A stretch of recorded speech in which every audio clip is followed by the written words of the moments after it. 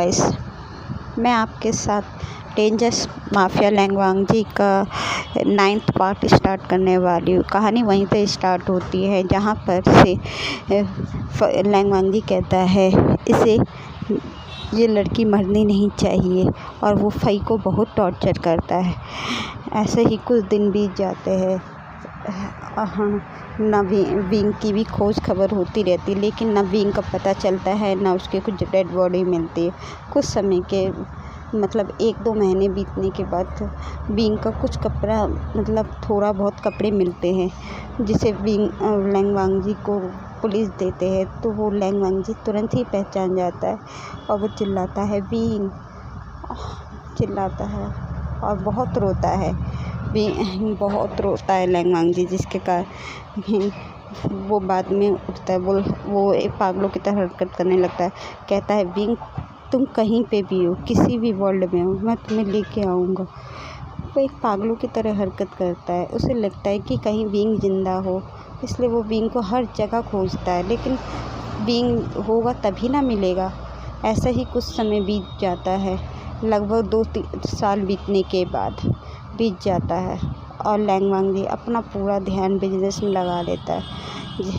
वो ना अब घर जाता है, ना अपनी खुशियों को ढूंढता है, क्योंकि उसे पता था कि अब घर पे भी कोई नहीं है, इसलिए वो घर पे जाकर भी क्या करेगा। इसलिए वो थोड़ा परेशान होता रहता था और वो घर पे और गुस्सा होने लगता था और विंग को काफ़ी याद करता था। वो रात को माफिया का काम भी करता था और ऐसे टॉर्चर करता था, क्योंकि उससे गुस्सा उतारने के लिए कोई ना कोई हर रात को चाहिए होता था। वो फई भी कुछ समय के बाद मर जाती है। इतना टॉर्चर सहने के बाद भी कोई इंसान ज़िंदा रह सकता है? फई भी मर जाती है और लैंगवांगजी एक क्रूर माफिया बन जाता है। देखते ही देखते 2 साल बीत जाता है और लैंगवांगजी का बिजनेस काफ़ी बड़ा हो जाता है। अब लैंगवांगजी के आसपास रहने से भी लोग डरते थे, क्योंकि जब भी गुस्सा आता था तो उसकी गलती पे वो डायरेक्ट मार देता था। उसका डाक ओढ़ा, हमेशा हर कोई डाक ओढ़े से डरता रहता था। कुछ समय के बाद लैंगकुरेन आते हैं और बोलते हैं, लैंगकुरेन वांगजी के ऑफिस में आते हैं।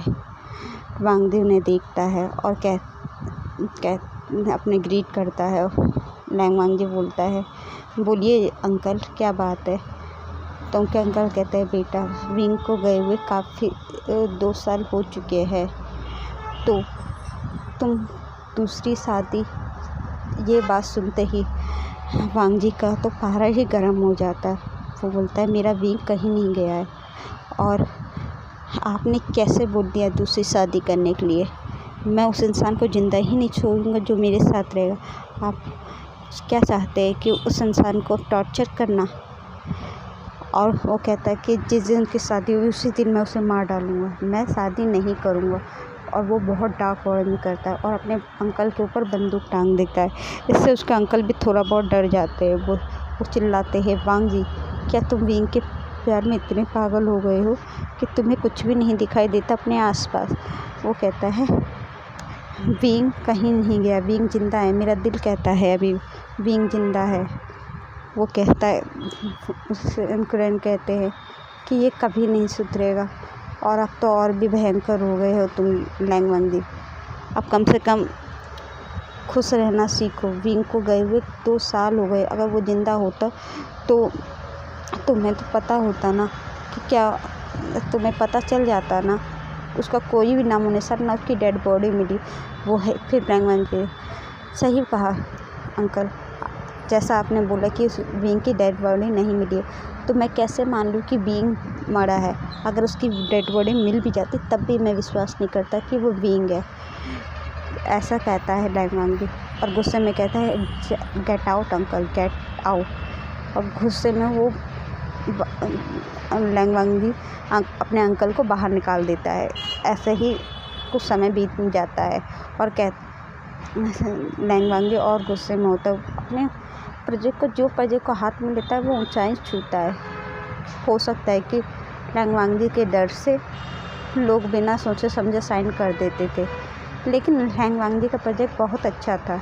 हैंग वांगजी को याद था कि विंग हमेशा कहता था कि हम अपने बच्चे को ये करवाएंगे, वो करवाएंगे, लेकिन मैं अपने बच्चे को यहाँ भेजूँगा, कौन सा स्कूल में भेजूँगा, सारा डिटेल वो रखता था और वो बहुत खुश था। वो ये पर याद कर के रोता था और गुस्सा होता था, इसलिए वो अपने मन को पूरे काम में बिजी कर दिया था। कुछ समय बीत जाता है। अब 2 साल 6 महीने हो गए थे और उधर दूर देश कहीं कोरिया में एक इंसान बहुत खुश था। उसे नहीं पता, लेकिन वो खुश था। वो कहता है बींग, कोई चिल्लाता है बींग बींग, कहाँ हो कहाँ हो, कहाँ हो, तुम्हारा प्रोजेक्ट तुम्हारी पेंटिंग अभी भी पड़ी हुई है और तुम देखते नहीं कि तुम्हारी पेंटिंग के लिए कितने लोग आए हुए हैं। वो कहता है ठीक है, मैं आ रहा हूँ, मैं चल रहे एग्जीबिशन में चल रहे हैं, लेकिन फिर भी वो कहता है ठीक है, आ रहा हूँ, थोड़ा 5 मिनट रुक जाओ हाईक्वान, 5 मिनट रुक जाओ, बस हाईक्वान 5 मिनट, वो बोलता है। तो विंग तैयार होकर नीचे आता है। हाईक्वान जब विंग को देखता है तो खुश हो जाता है, बोलता है विंग तुम तो बहुत प्रिटी लग रहे हो। बोलता है हाँ। वो कहता है आयुन कहाँ है। कहता है आयुन दौड़ते हुए आता है, बोलता है मम्मा मैं आ गया, मम्मा मैं स्कूल जा रहा हूँ, मम्मा मैं स्कूल जा रहा हूँ। विंग बहुत खुश था। उसका छोटा मोटा बिजनेस था, लेकिन बहुत फेमस बिजनेस था। वो आर्ट गैलरी में, मतलब आर्ट था, उसकी खुद की गैलरी थी, तो इसलिए वो बहुत खुश था। छोटी सी ज़िंदगी थी, उसे सारा चीज़ याद था, लेकिन वो लैंग्वेज के पास नहीं गया, क्योंकि उसे पता था कि जो इंसान उससे प्यार नहीं करता उसके पास जाने का कोई फ़ायदा नहीं है। तो इसलिए वो भी वांगजी से गुस्सा था। उसे लगता था कि वांगजी ने उसे चीट किया, इसलिए वो वांगजी के पास नहीं गया। और वो उधर सबको लगता था कि विंग मर गया है। कुछ समय के बाद विंग का मतलब जो सर्वेंट होते हैं वो आयुन को स्कूल छोड़ देते हैं। हाँ, आयुन वही बेटा है जो वांगजी का बेटा है, क्योंकि वांगजी और विंग को उस समय कुछ नहीं हुआ था। वो कहता है हाईक्वान बोलता है विंग हमें आर्ट गैलरी में जाना है, लेट हो रहा है काफ़ी। तो कहता है ठीक है। तो विंग एक कार में बैठता है, क्योंकि अब विंग का काफ़ी अच्छा बिजनेस चल रहा है, तो वो अपनी लाइफ को स्पेंड कर लेता है, क्योंकि उसका एक कंपनी है, ज़्यादा बड़ी नहीं लेकिन कंपनी है। अपने काम को वो बहुत अच्छे से करता है। विंग कहता है कौन तुम्हें पता है ना कि मुझे पसंद नहीं है। वो कहता है हाँ विंग मेरे को पता है, तुम भी जानते हो ना कि तुम क्या कर रहे हो विंग, हमारी पेंटिंग वो वाली बहुत फेमस है, वो बेच दो ना, कितनी प्यारी पेंटिंग है।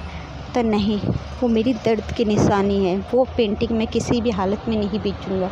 वो मुझे याद दिलाता है कि किसी ने मेरे साथ क्या किया है।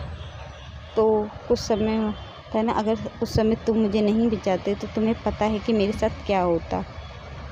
तो कहानी फ्लैशबैक में चलने लगती है। जब विंग का एक्सीडेंट हुआ था तो विंग की बॉडी, मतलब जो विंग गिरा था, विंग ज़्यादा मतलब प्रेग्नेंट था, लेकिन 6 महीने का प्रेग्नेंट था। तो विंग को थोड़ी तकलीफ़ हुई थी। गिरने के बाद विंग बेहोश हो गया था पानी में, और बहते बहते वो थोड़ा दूर ही जाता है।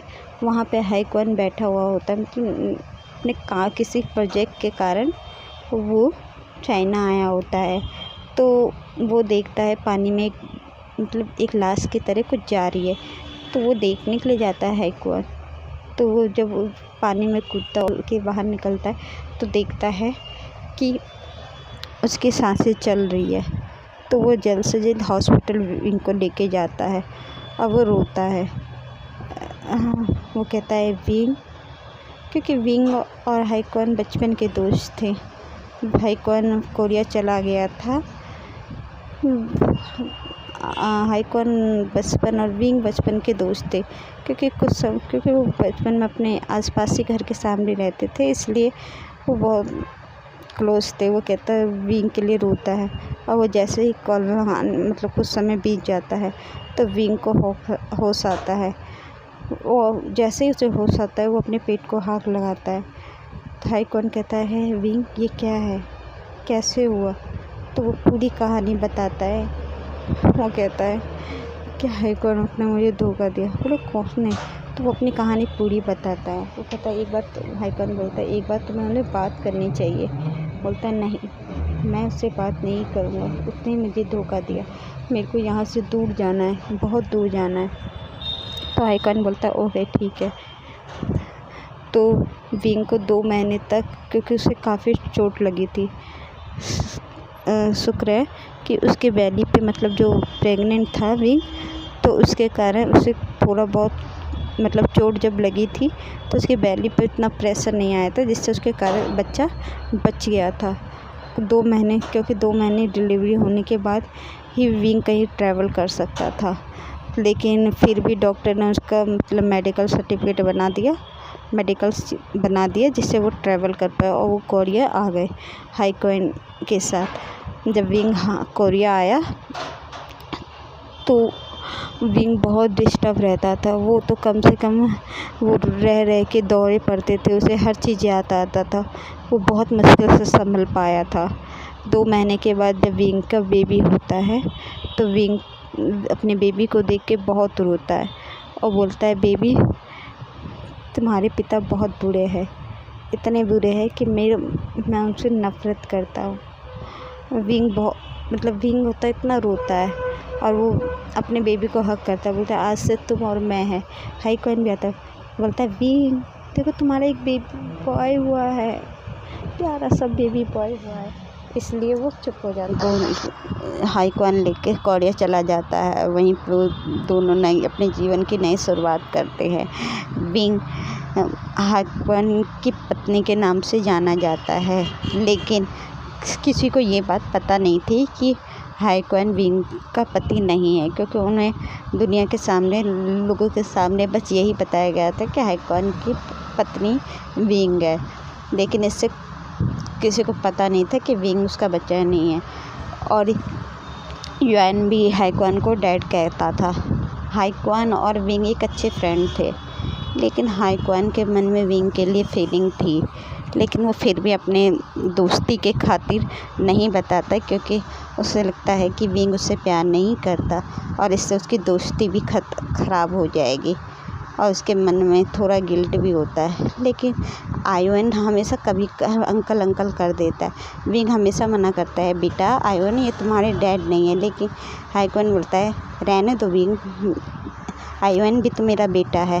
तो इसलिए वो बोलता है। तो जब वो आर्ट गैलरी में जा रहे थे तो हाईकॉन कहता है विंग 2 साल हो गए, अब तो भूल जाओ उसे। बोलता है मैं चाहकर भी नहीं भूल पा रहा हूँ।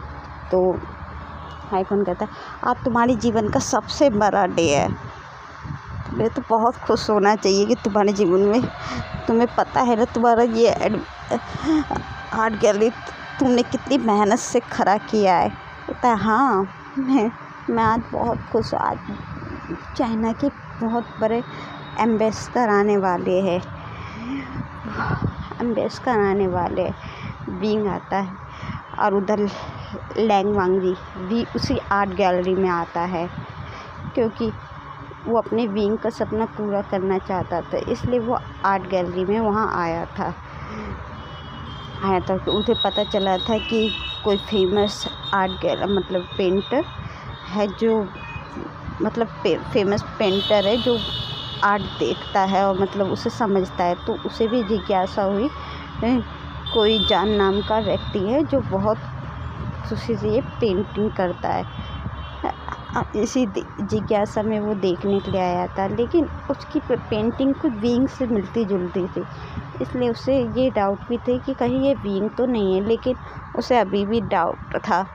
और जब वो कोरिया आता है तो देखता है कि कि वो पेंटिंग काफ़ी मतलब विंग्स की पेंटिंग से मिलती है और उसकी नज़र एक पेंटिंग पे जाके अटक जाती है, जिसमें एक इंसान एक व्यक्ति को बांध के रखा हुआ है और उसके पिंजरे में बांध कर रखा है, क्योंकि ये विंग के डायरी में भी था ये पेंटिंग। उसे पता था कि ये विंग की ही पेंटिंग है, लेकिन उसे अभी भी डाउट था, इसलिए वो उस आर्ट गैलरी में आता है जिसका नाम वांगसन रखा गया था। विंग बहुत खुश था और वो खुशी में वो एम्बेसडर के पास जाने के लिए बेताब था और वो जल्दी जल्दी आता है। वो अपने आर्ट गैलरी में टाइम पर पहुंच जाता है और उधर लैंग वांगी भी टाइम से पहले ही पहुंच जाता है, लेकिन ट्रैफिक के कारण उसे डिले हो जाता है और इधर विंग साइन वाइन कर रहा होता है। तभी उसे विंग को कुछ विंग के ऊपर एक सर्वेंट कॉफ़ी गिरा देता है, टी गिरा देता है, जिसके कारण विंग को अंदर जाना, वॉशरूम में जाना होता है। तभी लैंग वांगी वहाँ आ जाता है और वो उस व्यक्ति को खोजने लगता है। तो इस आर्ट गैलरी का मालिक है, या कहूँ तो ये पेंटिंग जो बनाता है उसे खोजने लगता है, लेकिन उसे कोई नहीं मिलता। वो बोलता है कि जो ये पेंटिंग बनाता है आर्ट गैलरी का मालिक जो जाने वो कहाँ है। तो बोलता है कि वो अभी कहीं गए हुए। तो बोलता है ठीक है। तो वो कहता है कि मेरे हस्बैंड आ रहे हैं अभी। तो वो कहता आपका हस्बैंड? हाँ मेरे हस्बैंड। तो वांगी कहता है कि ये तो मैरिज पहले से है, ये विंग नहीं हो सकता, मेरा विंग किसी से भी शादी नहीं कर सकता। तो उसके मन में आता है, लेकिन वो सोचता है कि अब आया हूँ तो अपने विंग के खातिर ये थोड़ा कर ही लेता हूँ। वो भी थोड़ी देर के लिए रुक ही जाता है, लेकिन उसके हाथ पैर कोई भी देखेगा क्योंकि वो डर जाता है। कुछ गाड़ी गार्ड वार्ड सारे उसके आसपास रहते थे वांगी के, और सिक्योरिटी रहता था। विंग भी उधर से दौड़ते भागते आ रहा होता है, लेकिन जब उसने देखा कि बहुत से लोग हैं तो वो हाईक्वान के पास आता है। हाईक्वान वांगी जो थोड़ा दूर था, तो वो कहता है कि कौन है? बोलता है लैंग वांगी। जैसे ही विंग उसका नाम सुनता है लैंग वांगी, वो डर के मारे कांपने लगता है। बोलता है कौन? अटकते अटकते बोलता है। तो हाईक्वान बोलता है लैंग वांगी। बोलता है चाइना का माफिया के। वो हकला के बोलता है हाँ।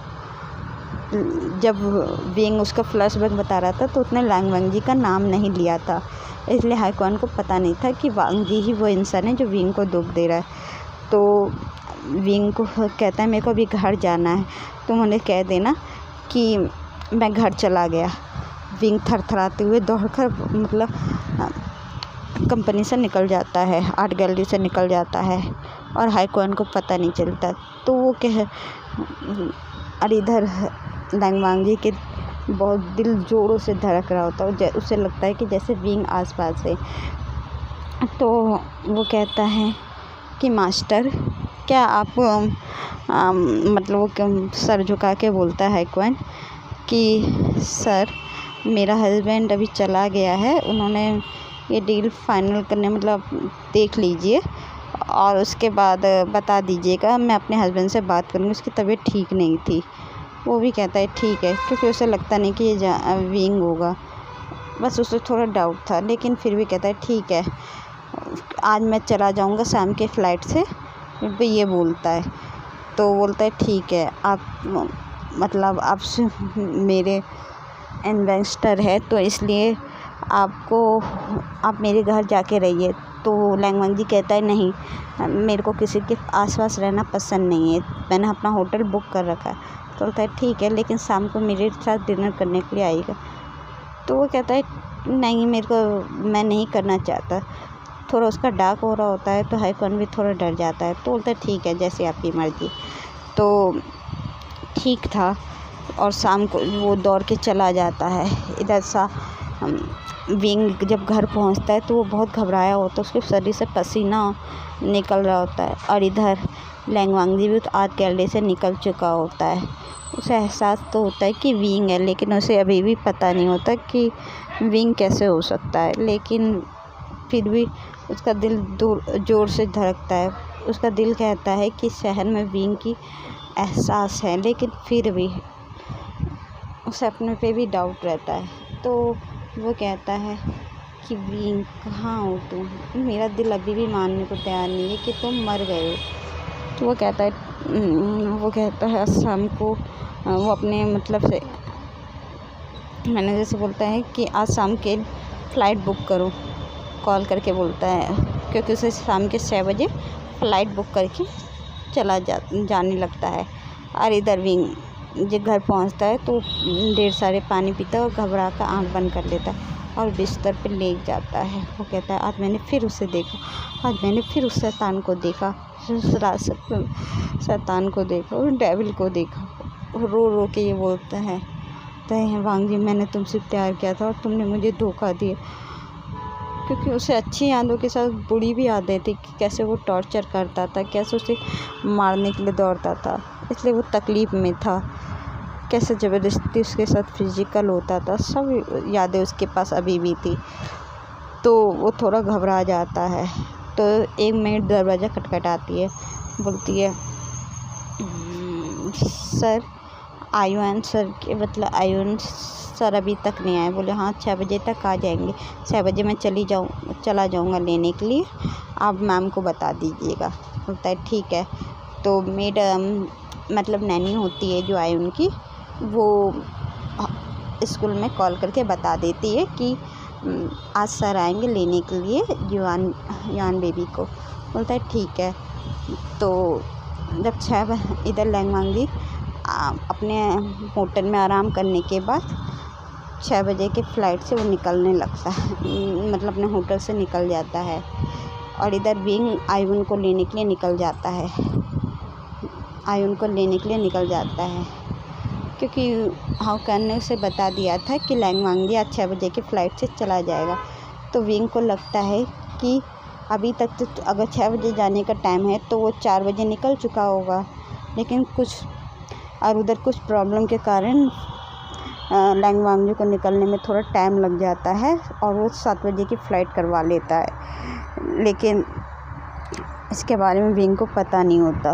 और इत्तेफाक की बात ये होती है कि आयुन का स्कूल भी एयरपोर्ट की तरफ ही होता है, मतलब एयरपोर्ट के साइड से थोड़ा अलग होता है, मतलब बहुत दूर होता है थोड़ा बहुत। इसलिए विंग भी अपने बेटे को लेने के लिए चला जाए। वो भी बेफिक्र था कि चलो लैंग वांगजी वहाँ से चला गया है। तो विंग भी बड़ी खुशी से अपने बेटे को लेके घर आने लगता है। विंग भी अपने बेटे के स्कूल पहुंचता है, आयुन के स्कूल, और वो टीचर से बोलता है कि आयुन कहाँ है। तो बोलता है आपका बेटा बहुत इंटेलिजेंस है, बहुत शांत है और वो काफ़ी मैच्योर बच्चा है। बोलता है हाँ आखिर बेटा भी तो मेरा है। वो दौड़ के आयुन जाता है, बोलता है मम्मा। तो वो कहता है मेरा बेबी आज कैसा है, क्या कर रहा है। वो खिलखिला के हंस रहा होता है। तो विंग भी लेके आ जाता है। विंग भी बहुत खुश था, अपने बेटे को कार में बैठाता, उसके बैग को पीछे रखता है और अपने साथ अपने बेटे को ले लेता है और उसे लेके साथ में आने लगता है। और इधर हाईकॉन अपना काम करता है और कॉल करके बोलता है विंग आज लेट हो जाएगा आने में। तो विंग कहता है कि ठीक है कोई बात नहीं, तू आ जाना। तो वो कहता है ठीक है। तो वो भी बहुत खुश था, उनकी हैप्पी फैमिली चल रही थी। और विंग जब कार में था तो वो आयुन को कहता था कैसा गया स्कूल, क्या कर रहे थे आज स्कूल में, क्या किया, कैसे गया, सारी डिटेल बताता है। तो बोलता है ठीक है। तो आयुन भी बड़े प्यार से बोलता है मम्मा आज मैंने ये किया, मम्मा आज मेरे ये दोस्त बने, आज मैंने ये किया वो किया, पूरा डिटेल बताता है। आयुन एक हंसमुख बच्चा था और वो खुश रहना जानता था, उसे कोई परवाह नहीं थी कि क्या होता है क्या नहीं होता। वो भी बहुत खुश था अपनी लाइफ में, इसलिए वो अपनी माँ से लेकिन बहुत प्यार करता था। आयुन भी समझता था कि उसके डैड कौन है क्या है, उसे कोई परवाह नहीं था। वो बस अपने डैड को अपने साथ चाहता था और वो भी अपने डैड से बहुत प्यार करता था, बहुत ज़्यादा। उसे अपने डैड कौन है क्या है उसे कोई फ़र्क नहीं पड़ता था। वो अपनी मॉम्स के साथ बहुत खुश था।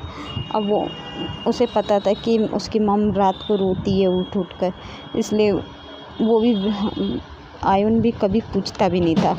जब आयुन बैठता है और बोलता है कि आज तो मैंने अपने बेटे के लिए पिज़्ज़ा बनाया, आयुन खुश हो जाता है, बोलता है मम्मा सच्ची में आज मैं पिज़्ज़ा बनाया है अपने।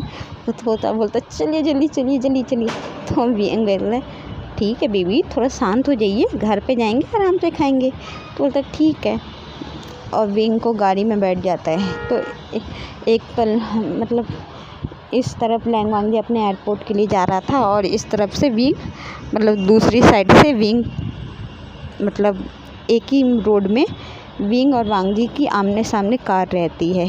विंग की तो कोई ध्यान नहीं रहता और वांगजी का भी थोड़ा कोई ध्यान नहीं था, लेकिन एक आवाज़ के तरफ उसका ध्यान चला जाता है। वो देखता है मतलब वो अपने ड्राइवर से बोलता है इतना धीरे क्यों कार चला रहे हो। तो उसके कहने वो बोलता है सर ट्रैफिक है। बोलता है आज फिर लेट हो जाएगा।